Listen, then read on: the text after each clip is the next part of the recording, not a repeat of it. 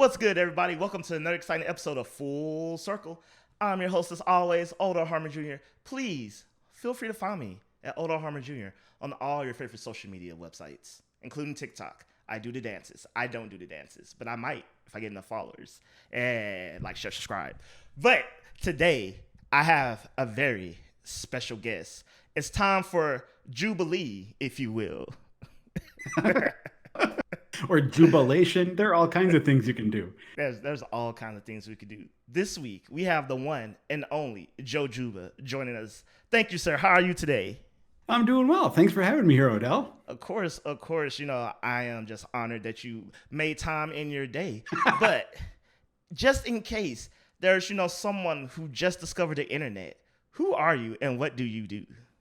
Who am I and what do I do? Let me tell you what I did, because that is probably how people know me. Anyone who's listening here, I was an editor at Game Informer for 17 years until very, very recently. I'm not anymore. So that's, was spent my pretty much a whole career immersed in video game news and reviews and features and all of that stuff with, great folks over there at Game Informer. Great. So one might say you're an expert. 17 years doing many things, one will qualify you as an expert, not an adult though. You could spend 17 years as a human and still be pretty bad at that. That's true. That's true. But let's say, because I started this later, let's say that those 17 years built on the adulthood I'd already accrued. So I think we can say I'm an expert and an adult. Yeah, so basically a super genius, certified, IQ 147. Exactly, yeah. Yeah. Is that super genius? I don't know what qualifies. To be honest with you, I don't know either. I just said it and hoped we were just going to go with it, and no one's going to fact check that. I don't know. I think there was a Simpsons episode where someone referenced having an IQ of 180, and I think that's sort of super genius territory. All right, cool. I'm pretty sure someone on the internet will be like, clearly these guys aren't super geniuses. 147. Hey, you said super genius, not me. You're correct. You're correct. All right, I have 147. Clearly you have the 180, which makes you an expert of sorts in my book. Especially to talk about the topics we have this week, people. And, this is going to be a doozy of a show, because I found a like-minded individual on a certain topic, but we'll talk more on that later. So we're going to be talking about games that didn't deserve a sequel, or maybe shouldn't have one. In case you didn't know, The Last of Us Part 3 has been pinned more or less already for a game that didn't need a sequel, and now that sequel's getting a sequel. So we're going to be talking about the oddness of that and other games that should have just maybe stayed at one entry. Yes, they exist, people. They exist. And, Final Fantasy may be the exception to that, but more on that later. But before that, we're going to be talking about Returnal, because, who isn't? And more about Returnal. We're going to talk about game difficulty, but there's a spin on it this week. We're going to be talking about game difficulty and scariness difficulty. What is that, you ask? Find out later. But before all that, we're talking about Pokemon Snap. Now, I may not have 17 years in the game, but pretty much my entire life, from childhood to adulthood, adolescence, puberty, has been almost synonymous with Pokemon. So that's the one area of expertise I'll give myself. And in case you didn't know, 2 decades later, from the cult classic Pokemon Snap, we have a sequel. Adaptly named New Pokemon Snap. Horrible name, but great game. Now, Joe, I know you're not a Pokemon master. It's true. It's okay. We'll get you there. But when they first announced this game, were you surprised? Did you ever think this was going to happen? Weirdly, I did. I'm not saying that I had it predicted or anything, but I think Pokemon Snap is one of those games that had such a groundswell of support and love and nostalgia for it that when Nintendo and the Pokemon Company are sort of assessing what they've got and, sort of what the audience is looking for and what has the potential for success, I think that there's just so much goodwill floating around out there for this concept and so many fond memories that I think you have that opportunity to, I think it would be a missed opportunity to not bring it back, even though it may miss that kind of, that sort of thrill of seeing these little like Pokemon in 3D for the first time. I remember that was sort of the big selling point of the original, right? So even though graphics have sort of gotten, what would you say, like a little more, like people are more accustomed to seeing these Pokemon like that, I still think, I don't know. I wouldn't say that it was an absolute like shoe-in. I wouldn't have bet on it, but it's not super surprising either, Yeah. I'm a little bit a column A, column B on this one because I wanted it to happen. Clearly, I love Pokemon, so hoping. But it just seemed like of all the series, Donkey Kong, Star Fox, Metroid, because I don't think Metroid Prime 4 is happening anymore. Nintendo just refuses to tell us that. But I just thought there was... yeah, who knows, man? I mean, how long? It's been so many years since there's been anything on that. But they also said, wasn't there that thing where they were gonna, like they said, hey, we're basically starting from scratch, so that's why you're not hearing anything about Metroid Prime 4 for a long time. Yeah, I mean, they did say that, but that, to me, that's like, we're starting from scratch, so that could mean we went back to the blackboard and no one's even making the game right now. That's how I took it. That's possible too. I think we'll see it, but yeah, it's a long way out. Yeah. But I digress. But there were so many things in front of Pokemon Snap because we all know Nintendo does what they want, and all the things we yell at them to make and bring back, they just don't do. So I thought before Pokemon Snap, we'll get like Star Fox or somebody. So I was extremely surprised because they kind of just sneak dropped it. It was just like, hey, oh yeah, here's a trailer. It's Pokemon Snap, yay, as they're known for doing. Because I wonder, do you think that's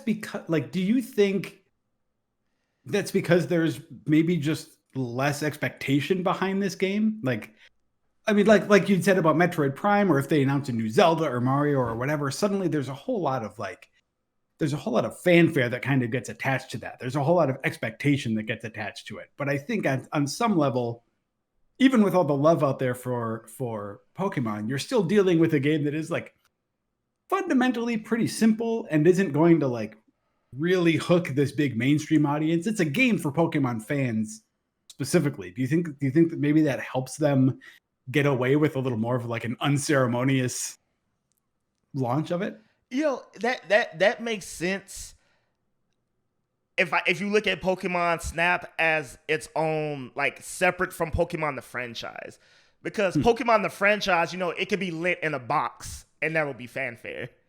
So I highly doubt the marketing team was just like, oh, it's Pokemon Snap, it's whatever, I mean, if Pokemon Go could pull in like 20 billion a year, I assume, you figure Pokemon Snap, a game that people actually have wanted, would do well. Yeah. Again, I don't know, because Nintendo just does what they want. But yeah, because I remember when they dropped the trailer, I was like freaking out with like half the internet. And like you said, they dropped it without such a like, I don't know if it was even part of a direct. I think they just dropped the trailer one day and was like, yeah, here it is. But I think you're right. I honestly think they maybe thought it wouldn't do well. It was like the way they released it, it was such a thing of like, we haven't had any software lately, so let's just drop this game. Yeah, I think it did sort of have that feeling to it. But I mean, at the same time, balancing that against all of the enthusiasm among what's the way to say it? Like, you've got a very small, I don't even know if calling them the fan base for this game small is accurate, but you've got just sort of like a hyper focused slice, a niche of Pokemon fans. Yeah, exactly. You've got a niche audience for this that, even if interest among that group is going to be very high, outside of it, maybe they felt a little safer just sort of being like, we'll roll the dice on Pokemon Snap and see what happens. And now that you're making me thinking about the fanfare, here's the part that seems almost insulting. Like, who at Nintendo did not believe Pokemon? Pokemon Sleep, an app that has yet to come out, has more fanfare and buzz and presentation to it than this game. Wait, what's Pokemon Sleep? Okay, so how there's Pokemon Go, right? Mm-hmm, So, they made Pokemon Home. There's also an app called Pokemon Sleep that's coming to iPhone, iOS, Android, that monitors you while you sleep to help you sleep better. And the better you sleep, the more. Yeah, yes.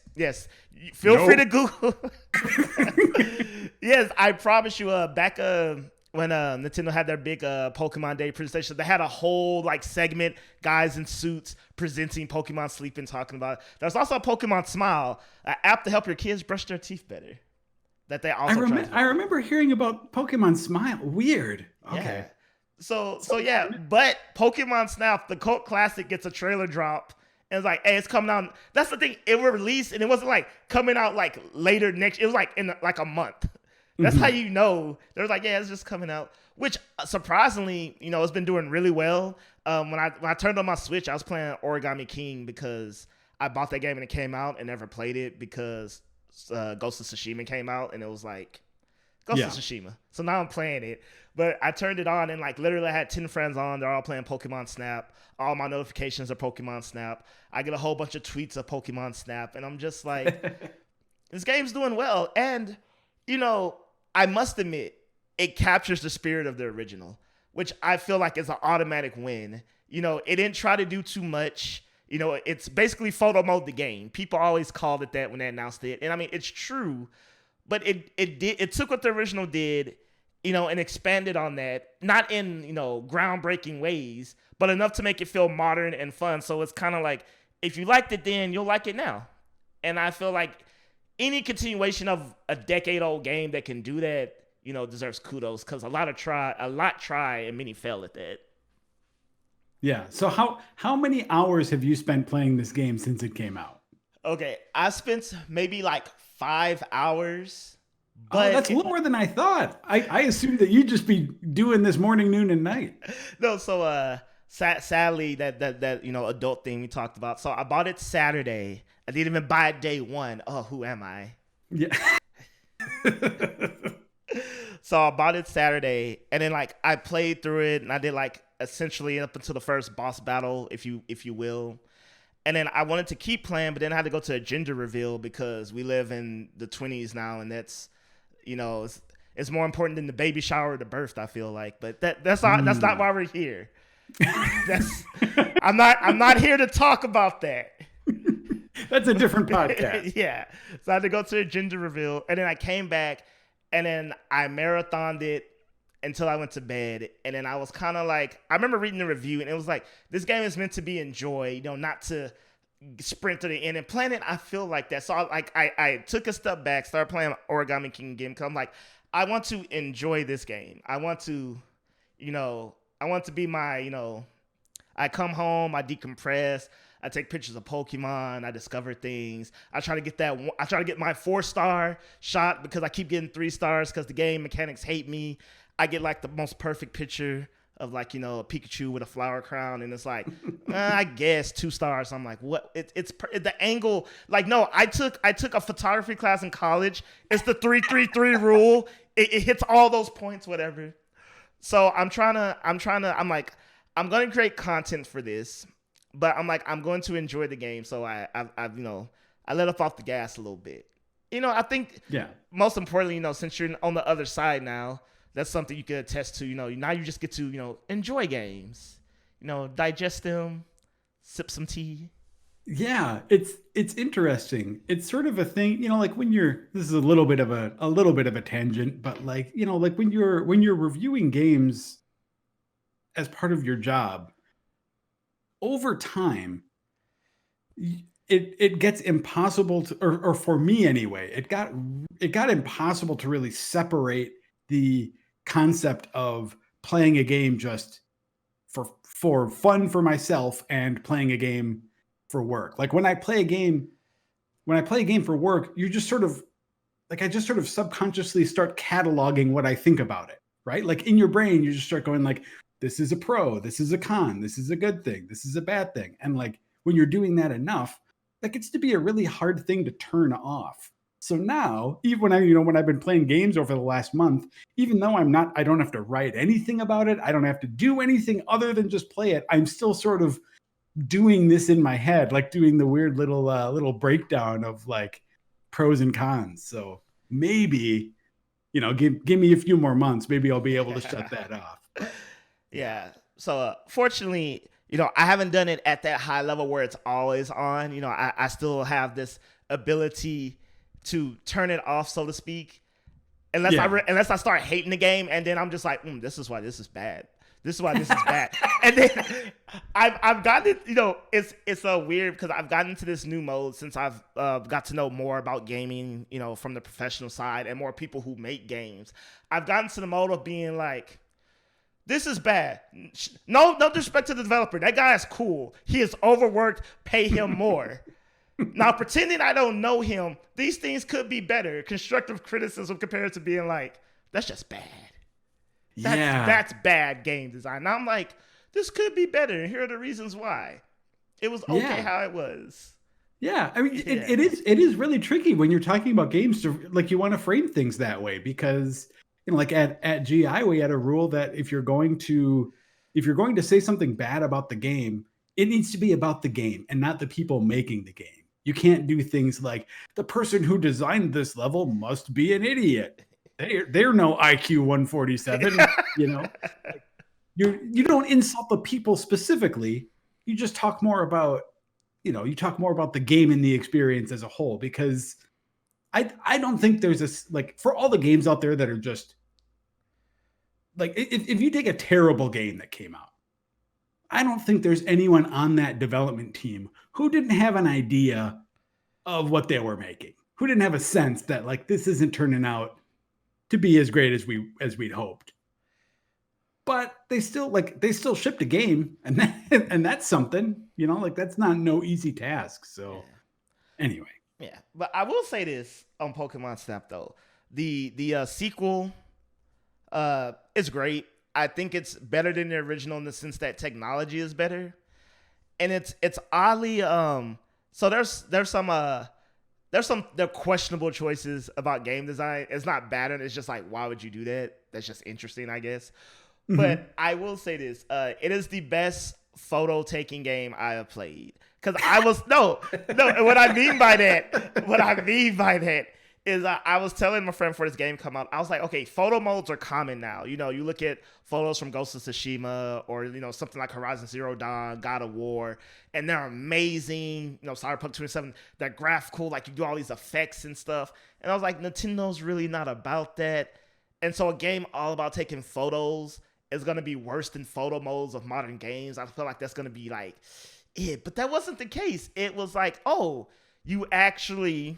in your tool set, made taking these photos, editing them, something you can really do, and you can make magic moments. So I was like, oh, okay, photo mode the game is better than photo modes of other games, which I feel like was a legitimate worry. That may sound crazy, people, but if you think about it, you could see Pokemon Snap having a worse photo mode despite being its sole main mechanic than a Cyberpunk 2077, if you will. But that was not the case, so I'm happy. Yeah. So here's my big question for you.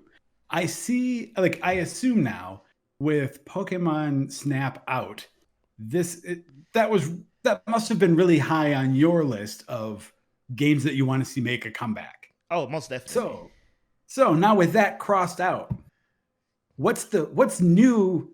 Well, what's the new king about this? What is the old franchise that you would like to see get resurrected now? All right, so I'm going to say this, and people are going to be like, what do you mean? And if you have to ask that, you haven't been playing these games, but Sonic the Hedgehog. Oh, okay. Yeah, so what? And what I mean is, I feel like, okay, there's games like Sonic Colors where I give a okay to, but I feel like the modern Sonic games that are good are only good because they're not as bad as the rest of them, which is not a good merit to rate a game. Yeah. Okay. So you're talking you want a Sonic the Hedgehog. I mean, kind of like what Sonic Colors tried to do. That really just sort of goes back to those early Genesis days of the series. I will even say I really think Sonic Adventure 1 and 2 are great games. I really do. I could play part 1 and part 2 right now, and with today's rating system and what I expect from the game, give them a 7 easily. Of course, playing the more modern, the GameCube release, whatever the more updated version of 1 and 2 is. And I feel like those worked. Like, I'm not saying they were jaw droppers, but they worked. Like, if you ask people about Sonic Adventure 1 and 2, the consensus, yeah, they were good games. I had fun. I enjoyed them for the most part. And all these other games, to me, have never even got at least that good, with Sonic Colors being the closest one. So I'm just like, you already kind of did it at your first attempt, and then somehow, that's like Mario 64 being good, and then every consensual 3D Mario just being bad. It's like, no, how do you regress? Like, completely. So I would like a modern Sonic game. Okay, Sonic Mania was great. Yes, it was, but that was just really 2D Sonic just being more HD. I want a modern Sonic game. You know, I want his due. And I always tell people Star Fox 64 and Star Fox for the Super Nintendo was damn near unplayable. So I don't know why people keep wanting that. That's my hot take. That is my hot take. Star Fox for the SNES is unplayable, and Star Fox 64 ain't that much better. I'll leave it at that. Ooh. Okay, so you're actually not gonna get. I'm not gonna push you back on that, because I never especially liked Star Fox either. But even as someone who didn't really enjoy playing that game, graphically at the time, especially on Super Nintendo, like the fact that was a game that you could control, that you could fly that ship around and stuff, it was like, that was amazing at the time. I will believe you. I never got that game as a child, so maybe if this was like 6-year-old Odell playing it, I would have some reference point. But my first time playing that was on the SNES Classic, because I just never had a copy at any point until then. And I was just like, dear God. And this is the upscale version. Oh, my God. like again, I tried to keep in mind at the time, but I played Star Fox 64 at the time. And even at the time, I was just like, I don't know about this. Yeah, okay. Fair enough, man. I know that's unpopular opinion. I know I might get some whatever jobs I'm applying to, that application might go in the shredder now, but I'll stand by my laurels on that. Yeah. Sounds good. What about you? I'll bounce that question back at you. Whoa, yeah. This is my answer to this question is just fundamentally impossible. Like, there's no way this is going to happen. But I would like a return of it's more of a genre even than a specific series. But I really loved the Sierra point and click adventure games of like the mid 90s, things like King's Quest and Quest for Glory, and like that, things in that vein. So you know what? I guess I would specifically call out Quest for Glory. There were 5 entries to that series, but then the last one wasn't quite like the other ones, but it's just this. For the most part, the series is just this really fascinating mixture of point and click puzzle solving that you're used to seeing in all kinds of these games. But then it also is almost like the designers wanted to create something like a D&D campaign. So it's one of the first that I can remember, like, really successful hybrids of RPG mechanics in a genre that wasn't just like a straight up RPG, so you've got this character that you can choose your class. You can choose between like a mage, a thief, a warrior. You're putting all these points into your stats, and that influences how you can solve puzzles, the kinds of solutions that are available to you and stuff. And it's just, it's just this fascinating old series that I would love to have more entries like 3 and 4, or the remake of the first one.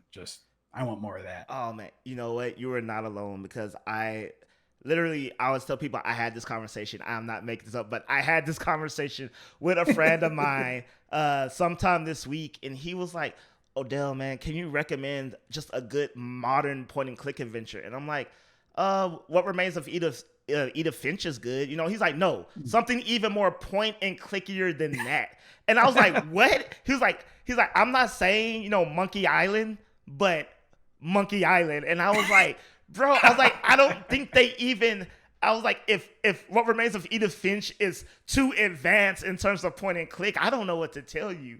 But now that you said this, I'm like, okay, apparently there's a call for this. You are not alone. That there's some zeitgeist out there that wants this. So yeah, I mean, I think the closest thing in a modern sense to that game, to that genre that exists now, is probably the sort of stuff that that Quantic Dream does. That feels the most point and click adventure to me. Things like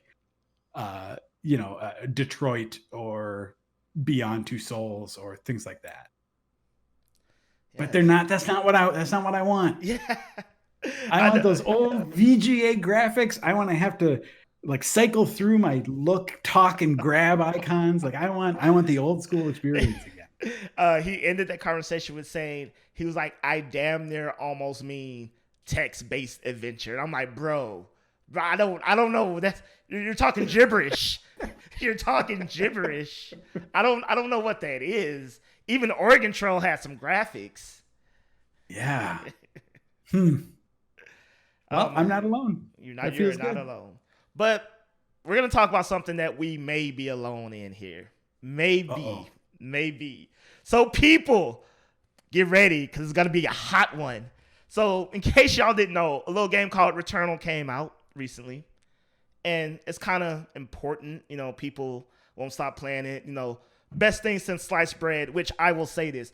Every time a roguelike comes out, people, it is not the best thing since sliced bread. I don't know who started this trend, but y'all need to stop. Because you know what's going to happen? We're going to get more of those games. And I am not here for it. But Returnal came out, and it brought up the question. It's roguelike, super challenging, super hard. You can die, lose a lot of progress. And I'm here, Joe, to talk to you. Like, one, is this a thing, we need to talk about? Are these games too hard, especially roguelikes? But two, before you're done, this game is supposedly really scary. Like not Dead Space scary, but scary enough. Do games really need to find a way, since especially if the talk is making them easier, making them less scary in a sense, however you would go that, where the core game's still intact, but you can turn down the fright for people who are, not accustomed to all that, can make it through the end of the game, or would that just kill the spirit? Yeah, I mean, so that's I think a really interesting question, because it does tie in some way, I think, to the way people ask for more options to customize a game's difficulty. But I think difficulty is an easier thing to quantify, right? Like if someone says this game is too hard, how do you fix that? You make players take less damage. You make enemies take more damage. You put more health upgrades in the world. You put more checkpoints in the world. Like it seems like there are easier ways to mitigate that experience. But if someone comes to you and says, this game is too scary, like Odell, what do you think the slider is, right? Like what do you turn up or down to make something more or less scary? So I thought about this. So we're talking about things you can quantify. So aggro, aggressiveness, how vindictive the enemies are coming after you. Think, for people who can't understand, think Pac-Man. The further you get into the levels, the more aggressively the ghosts chase you. They go from randomized patterns. I think the red one's always chasing you. I don't remember, Blinky, Inky, whichever one that is. But, right. The higher you go up, the more aggressive the ghosts will try to kill Pac-Man. They won't just do their own thing. They'll, do things to actively engage the player. So aggro in games can be turned up and off. People do it in mods all the time. They'll turn, the aggressiveness to the max in a mod. And then, the enemies will, come at you through a window from, 50 miles away just to come after you. So I feel like you can turn that down, because that's the thing. Think about, in Resident Evil, when you got 20 zombies coming after you, you make 20-10, 10-5, and then you make them, until you're within their whatever notification circle is that they notice the player, then they'll start, pursuing you. But if you run past them outside, their range or whatever, they'll go back to their inactive state or something of that nature. Yeah. Interesting. And to me, I wonder how much of a difference that would make, because like I think about some of the scariest moments in some recent games I've played, like say like The Last of Us Part 2, would be like not the fact, not the aggressiveness of the enemies, but just the fact they exist, right? And we're not even talking about jump scares. Like so much of horror, and I haven't played Returnal yet, but from what I gather about this game, it falls into this category, is just about atmosphere. The scary thing isn't when 10 monsters are fighting you and you're trying to shoot them. It's when you turn a corner and there's just that one terrifying monster who's making some sort of sucking or slurping sound as he's eating what looks like a leg. And then he turns to look at you and his eyes get real big and then he skitters away, right? Like Yeah. that could be a very scary moment. But when I was thinking about this, the only like I think guaranteed sort of way to mitigate this would be to change the enemies themselves. Like, have you heard of them that in that Obsidian game Grounded, they have an option because that game has spiders in it, but there are lots of people who are very scared of spiders. Huh. So there's an option to basically turn spiders into sort of like non-threatening blobs rather than looking like spiders, so they don't, like set off people who are terrified. So let's say you're playing Resident Evil and Lady D is stomping through after you, but instead of turning around and seeing some tall vampire lady, you just sort of see like, she looks like one of those air blowing crazy guys out in front of the tire shop, right? The wacky inflatable arm waving tube man. Yeah, exactly.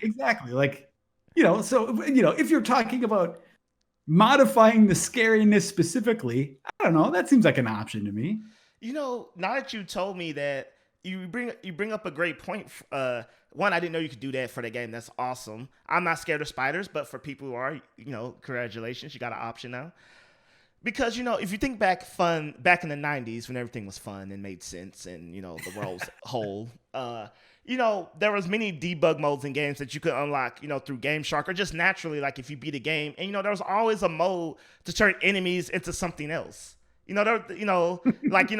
Big head mode, or, the enemies are now cars, or the cars are now people, or, all sorts of crazy things. So I'm like, that may be a way, because when I think of Resident Evil, first of all, Last of Us Part 2 and The Last of Us get scariness right, because I can't play scary games, but I was able to play that, and you're right, because stalkers, anytime I knew stalkers in the area, like my anxiety was through the roof, just through the roof.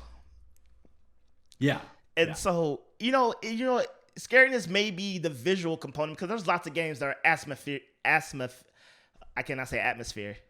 But the atmosphere is scary. Think Mario 64 or Boo level. That's not necessarily scary, but it's spooky. It can give you the chills.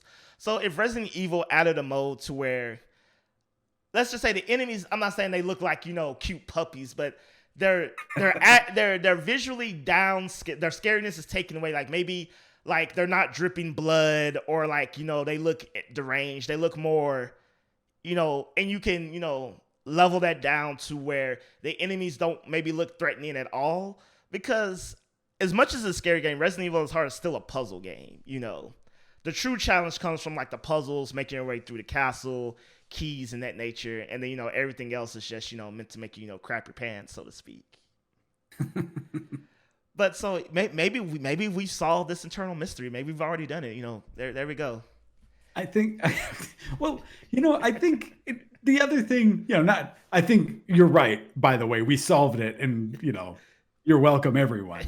But no, like just when I think about this, tied into not just horror, but also tying it into difficulty, tying it into accessibility, tying it into replayability, and all of these kinds of things. Ultimately, I know that there are people out there who would really balk at the idea of like making a scary game less scary, in the same way that that's the same response you get when you suggest that From Software games add an easy mode or something too, right? The idea that is deviating too far from from a sort of developer's artistic vision of what a game should be, which is a point I understand, but I don't really agree with for me as a player, just because I think the more options you can give players, the more fun they're going to have with your game, and the more control, like the more control you give them over the experience. I think for in a lot of ways you can trust the players to not just what's the way to say it, like you are in essence just making your game more approachable to all kinds of people who might be interested in it, rather than sort of saying, you must be this skilled to ride, or you must have, I don't know. I guess I think back to those days where, like you mentioned cheat codes, Odell, like there were so many times when, and I'm really dating myself here, but when I had an NES and I had a Game Genie, there were so many times that the game that I rented over the weekend was entirely dependent on how cool the cheat codes were in the Game Genie book that I could find.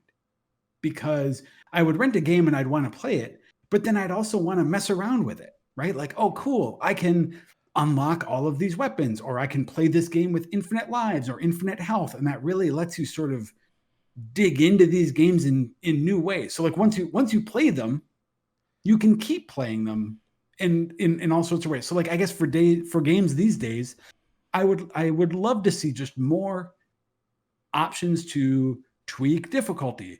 I want to see cheat codes back in games. I want to see New Game Plus in every game. Like especially if I've beaten it once. If I've beaten it once, give me all my weapons and let me play it again. I don't care if it like breaks the experience a second time through. I already had the experience. Let me see it from a different angle, So that's me on my soapbox about that stuff. So, bottom line is I understand at a basic level that developers should be able to dictate the terms of their experience in some ways. And like, to say, make a horror game, but also let me turn a slider down that makes it not scary at all. Like, yeah, that compromises something. But at the same time, I guess I just see it as a good thing if you can give players more options in general and let them come to the game on their own terms. Yeah, and for people, for clarification, I'm not saying make the game completely rainbows and sunshine. Like in its essence, it's gonna be scary some way or another.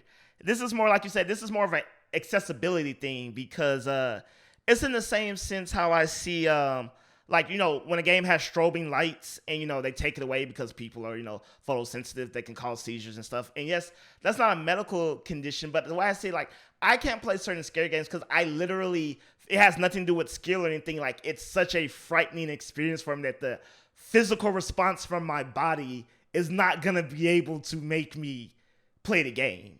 Like, and, like from software, that's the thing of, like I said, one could argue you can get better over time, even though I still think there should be some type of difficulty.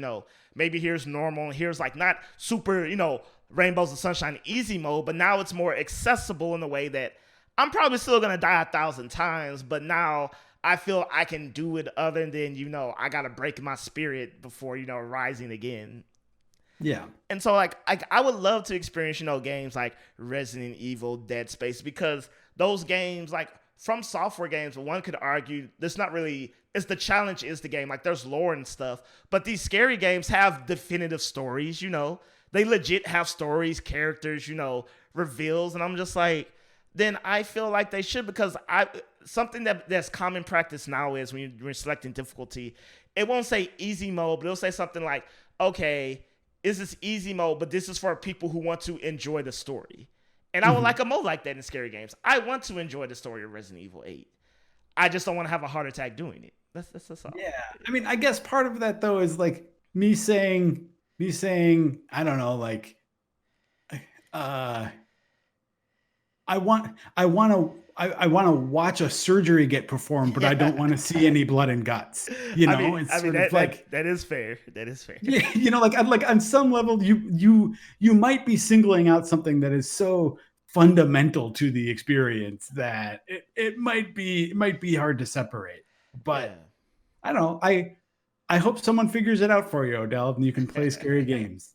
All right, I hope so too. But real quick, Returnal, Joe. What is your opinions on Returnal in this structure? Because I found people who also thinks roguelike games are not the best games on the planet. So the floor is yours to tell me what you think about it. I need an opinion that is not my own. All right. Well, I'll start with my more mild opinion, and then you can take over with your much stronger opinion on it. Because for me, I don't know that I have played a roguelike game yet that has really clicked with me. Even Hades last year was not, and this is not me saying that there's anything wrong with the genre. For me, what it is specifically is I don't like losing progress.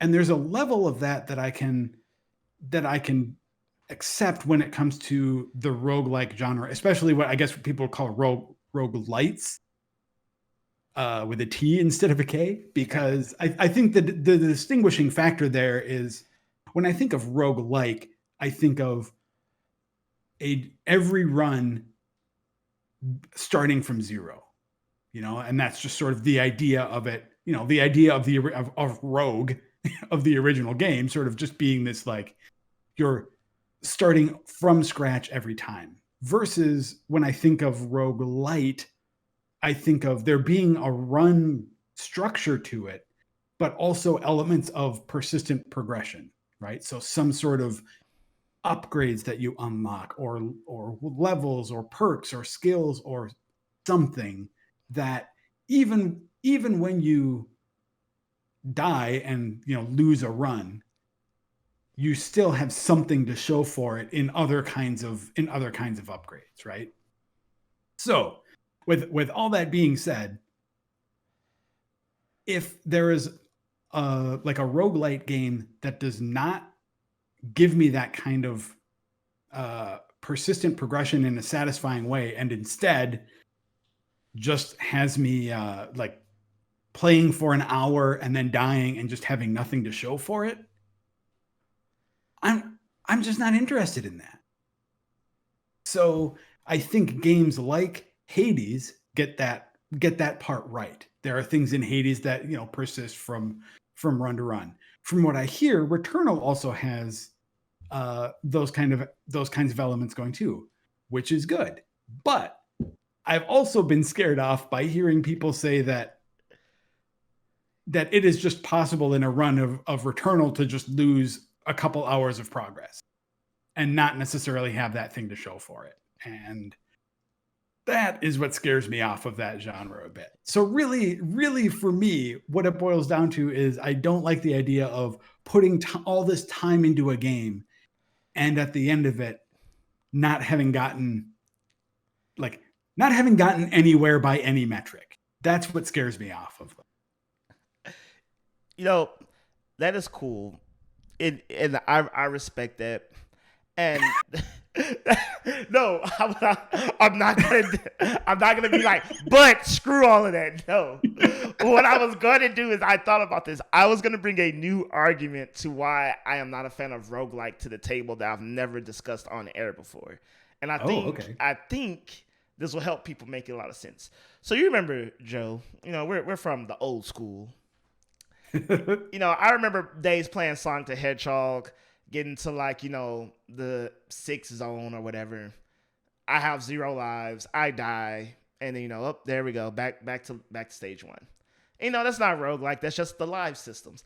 I remember playing Mega Man countless times and somehow beating it, and then playing it as an adult and being like, I must have been on kitty crack because there's no way I played this and beat this as a child.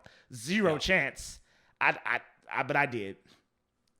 But you remember the revelation that happened circa 1998 to 2001, where we went through these things where we really didn't have lives anymore. We had checkpoints and, just gained progress. And the concept of having 3, 5, 6, 7 lives was a thing of the past. And games became so much more enjoyable.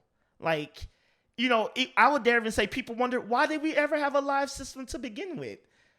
What fun was that? to like be predetermined and like lose your life and go back to the literal beginning of the game like nothing ever happened. We all rejoiced.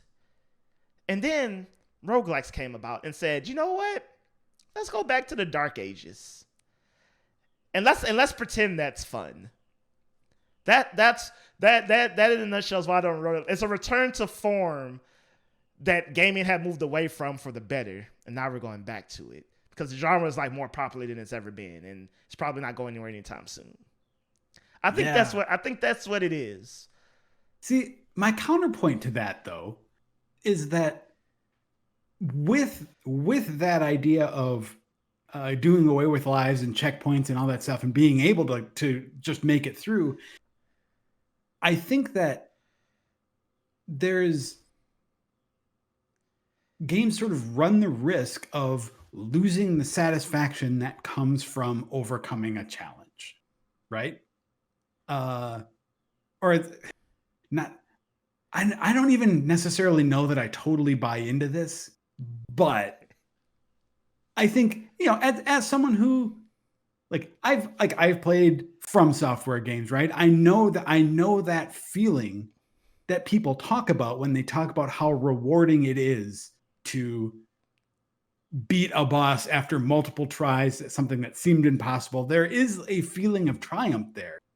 So I don't think that kind of challenge is necessarily the problem if it's something that you're looking for. And my counterpoint to your counterpoint is, okay, so we've had hard bosses in games. As someone who's played all the Metal Gears on Extreme, I know about some difficulty. I've played Celeste, more recently. Great game, and there's still checkpoints in those games, and those bosses can still be overcome. They're still hard and stuff. But you lose me in the sense of Return, like you said. Imagine if you died at that boss and had to play the hour before you got to the boss to fight the boss again. And then, and it's like, it's that, I guess that balancing act for me that I can't, I really tried to play Sekiro. I was enjoying it. I thought it was cool. But then I reached a point in the game where it was just like, it's that point where it becomes, where it goes from fun to frustrating that, I feel like you got to balance, I want a challenge. I want it to be fun. If I'm playing on super hard or if it's the last boss, secret boss, especially secret bosses, I mentally know I'm in for a tough time. But then there becomes things like in Returnal, especially in Bloodborne. I try to play Bloodborne, haven't beat it. I know people, I need to get good. But the concept that random enemy A just happened to catch me off guard 2 hours from my last checkpoint, and here I am again. It to me is like, is that challenge, or is that a natural challenge, or is this just parameters added to make it challenging? Yeah, and I think that's a fair argument. Like cases, especially those kinds of cases, that's the kind of thing that I'm saying I don't like. I really I hate those sort of cheap deaths that come out of nowhere that then result in you losing progress. What I don't hate are those boss fights where you can generally, when you get to them, when you know where a boss fight is, you can generally get back to it pretty quickly if you lose and try it again. And I don't mind that kind of challenge, but I totally agree with you on the just the cheap deaths and lost progress. That to me, that isn't a gratifying kind of challenge. That's just cheap. Yeah, but to everyone out there, we do get it, because I'm not gonna lie, we've all had those moments. At least I have. Fighting a boss. I call it a fresh mind. I'm like, you know what? I'm going to bed. Turning off my phone. I'm gonna wake up, fresh mind, get energized. Give me a drink, some snacks. I'm like, all right, try number 30. And then, there's that eureka moment. Your dodges are on point. You're getting the critical hit spots. The stars align. You're not even less than half damage, and you're so in the zone, you don't even realize you're about to hit the last hit. You do, controllers might go flying across the room in celebration. You're jumping up and you're like, thank God. like I can progress. Those boss battles, Joe, where you almost forget there's more game after that. Yeah. And then we've all had those moments where we go through all that and then get hit by some bullcrap enemy right afterwards before we have a chance to save, and then we have to do it all over again. Oh yeah, those are those. That's that long look in the mirror. Am I gonna keep playing this game? Yep. Oh man. Oh. But speaking about keep playing a game, so if y'all didn't know, Last of Us is getting a part 3. Not anytime soon, but they wrote the story. So to me, that means the game is going to happen at some point. Well, what they said, they've written the outline for the story. Okay. So it's not like the script is done or anything. It's more like, the folks at Naughty Dog have an idea of where a third game would go. Okay. They have an idea. And for the sake of the argument, I'm going to assume that we will get it. I mean, I hope we don't, but money is nice. People like money. And I'm pretty sure some exec is going to make the call and probably say, yeah, that's happening. But as of right now, it's a maybe. But part 2 did come out. And Joe, I could be wrong, but I could vaguely remember you were also in the camp that The Last of Us didn't need a sequel, that part 1 ended at a moment and we were good there. Yeah, I was in that camp until I played the sequel. Yeah. Yeah, and I played the sequel. Ending, I was literally shaking. A game has never made me go through that emotional roller coaster ever in my life. Like, I've said it before. I didn't know if I was happy, sad. Was I mad at myself for being happy? Was I mad at myself for being sad? Just all over the place. But I still, stand by that. I think part 1 ended in such a way that I kind of wanted to just stay there. I'll say this. I'm pretty sure I don't want a part 3. Assuming part 3 is going to come out, I don't know what they can do. It's kind of like the Toy Story 4. Toy Story 3 was so perfect, there's nothing you can do in 4 to make it good. And maybe, except that's exactly how I felt at the end of Last of Us 1. And then Last of Us Part 2 came out, and I think, I know that there are people who don't agree with me on that front, but I mean, I think that Last of Us Part 2 was the best game of that generation. Ooh. So to come out to follow up a game that I was like, well, okay, they clearly just like money, so they're going to do a sequel. And to follow that up with something that was that I loved that much. At this point, I'm willing to say, okay, Naughty Dog, just if you think it needs a third game, I trust you. Make a third game. Even if it doesn't turn out, I at least want to see what you think a third game should be. Ooh, that is, you know what? I can respect that opinion. As someone who is still firmly in camp, part 1 did not need a sequel. I can ride with that opinion. I'm like, you know what? We gave them the keys for part 2. They did not crash the van. In fact, we gave them the keys to a van and they came back with a Lamborghini. Right? But, well, again, yeah.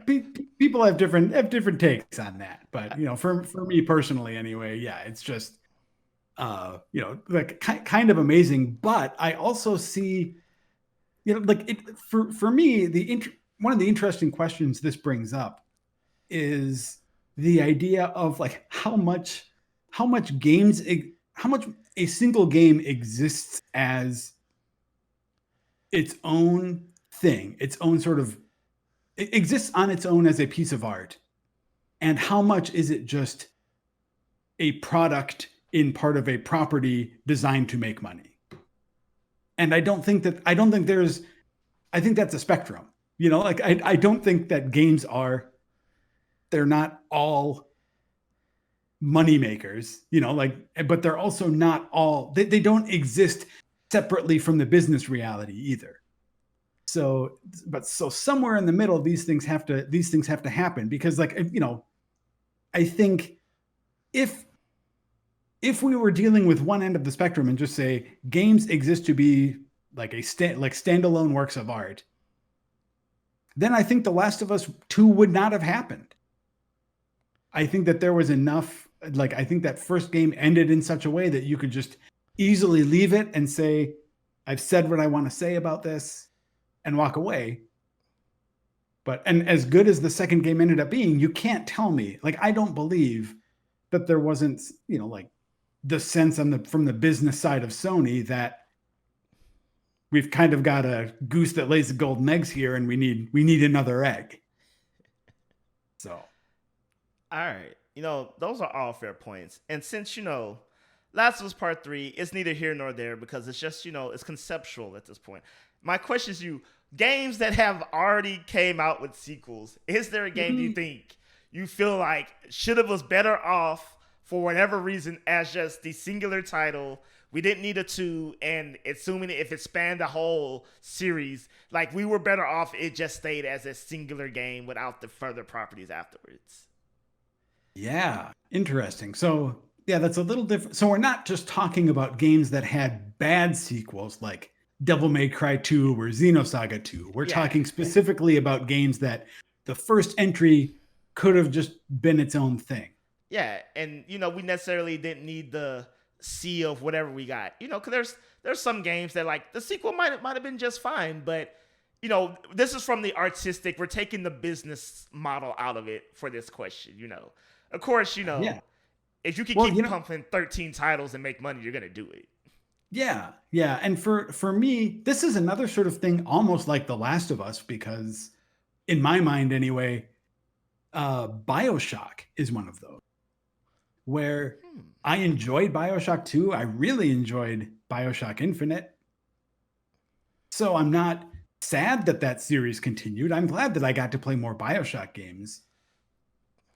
But ultimately, I think that 2 and 3 are just ended up kind of trying to capture lightning in a bottle again in the same way that the first one did, and not quite getting there with it, though. Oh man, I really love the ending to BioShock Infinite. I think I'm in the minority here. I really love BioShock Infinite, period. But I'm with you there. I'm in the minority. I told people I love that game, and I found like the BioShock fandom doesn't like it at all. And I'm like, but why? People can like what they want to like, I guess. But I sort of share your confusion there. There's a lot about that game that I think is really cool. And but the bottom line is, I think that they could have just ended with the original BioShock, and I think that probably would have stood alone better than as a series. All right. So what about you? I'm going to say this. I have multiple, but I'm going to say this because I think a lot of people are going to be floored. First of all, I love this series. Its latest entry was hot garbage in my mind, but that's part of the reason why I think it should have kept where it's at. But Kingdom Hearts. No, and folks, okay, first of all, I will say this with Kingdom Hearts 2 is probably one of my favorite games of all time. Like, from conceptually what it did, the story in the game, it was great. But I think Kingdom Hearts was just a thought experiment that worked. And I'm not saying they didn't have a grander plan for it. But as the series has went on, with the exception of 2, we're kind of Kingdom Hearts as a series is just kind of like a mishmash of ideas. And sometimes they're good, sometimes they're not, and sometimes they're just... It's kind of like Kingdom Hearts makes money from the Disney and Final Fantasy standpoint. I don't know what the sales number is, but they keep pumping out games because apparently it's a big revenue dump. And it's just like, it's getting to the point now where I'm just like, I'm not insulting anyone who works on the game, but it's clear that it's kind of been made up as it goes. It's just kind of like, yeah, we need to have Toy Story and Monsters Inc. and they got to interact with Sephiroth and okay, follow me. It does kind of have a fever dream quality to it, right? Yeah, and it's kind of like, hey, part 1 worked. It worked surprisingly, and it's cool. And, part 1 was clearly set up for some sequels, but it's just kind of like, I think Kingdom Hearts would have been better off as like maybe like a one-shoot, just crazy idea that worked. Because now it's just kind of devolved, and yes, people, I do mean devolved into just, I don't even know what to call it. it's weird. It's okay. You remember when back in the day we're making video games based off a kids movie and like 2 months was a thing. You know, we got gems like Spider-Man 2, and then we got garbage like the Hulk. You know, it happens. But Wait now, a minute. Which? Oh, not Hulk Ultimate Destruction. Yes, for this conversation, sake of the conversation, not that one. Okay. But you know, we ended up with stuff that felt more like we need to generate money, and this is what's going to generate money, and the artistic quality with each title, I feel, has just been sucked out of it. Whatever cool vision was is now just replaced by corporate emptiness. I mean, I can't tell you no on that. I've tried to get into Kingdom Hearts, and I just never really could. I've played the beginning of that first game so many times and enjoyed it because it feels like a Final Fantasy game then. But as soon as you start getting to the parts of those games where it's like my buddies are Donald and Goofy and they're casting spells, I just sort of had to check out. So yeah, I can't say you're wrong on that, but I do know some people who are huge fans of the whole series who would argue that those threads come together in a more satisfying way. But it's your show, man. I respect your opinion on it. No, you know, like I said, you know, someone who's played all the main title games and most of the spinoffs, you know, it's just like when I look at it as a whole, I almost feel like it would have been better perceived as, ooh, what could have been, or maybe like, maybe I hope they revisit that. Maybe try to, you know, bring that back in some way. Because man, I waited for Kingdom Hearts 3 for so long, and it hurts so bad. like I almost feel like I would have just been better off not playing that game. Yeah. Okay. I mean, essentially, you and I are saying very similar things too. Yeah. Whether it's BioShock or Kingdom Hearts, the idea that the quality, the overall like tone and quality of the first thing gets altered the longer the series goes. And maybe I think that I probably liked that universe being smaller rather than larger. Yeah. And then, so I also have a hot take on this one. I'm just gonna. I mean, this may very much well be true, but Beyond Good and Evil 2, I think Beyond Good and Evil should just stay the little gem that it is. I don't think Beyond Good and Evil 2 is ever happening again. But there's been enough. I remember I was at the Ubisoft press conference where they showed the trailer for the first time, and I lost my ever loving mind. Literally lost it. Fangirled all up in the seat. and then, you know, the development went on, and I was just like, I don't know what this is. And now I'm like, I don't think we'll see it. But assuming if we do, I think Beyond Good and Evil should have stayed the gem that it was. Well, and again, who knows, man? Like, you think that now, and then maybe they pull a Last of Us Part 2. But I can't say that I'm super confident that's going to happen, but I'm gonna use my prediction skills and say people will be saying that about Overwatch 2 since, you know, they had a little change in changing of the guard. I think that's gonna be I can't say that now, but that's probably where that's gonna be headed. I like your little for the audio listeners, Odell, when he used his prediction skills, held his notes up to his head like Johnny Carson style.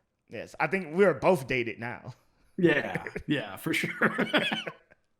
Well, Joe, I want to thank you for joining me this week. I think we had a hell of a good time. You know, the last time I saw you was in 2019 when the world was open at TGS.